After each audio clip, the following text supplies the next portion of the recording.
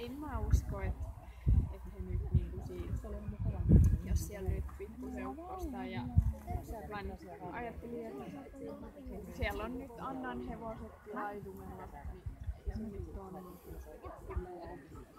Ei sun nyt niitä tarvitse ottaa sisälle. Onko se tulos lähemmäs? Tiedätkö sä?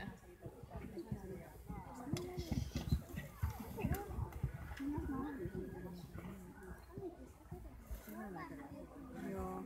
No ei se sitten, ei. Ja en mä tiedä niinku, että... Niin. Onks ne hevoset levottomia? Ei. Ei niitä sit tarvii ottaa. Hei muuten Eero johtaa täällä 100 senttimetrin luokassa. Joo, me nähtiin se. Joo. Aika niinku, tosi rauhallisesti, että se on ainoa nollarata täällä toistaiseksi.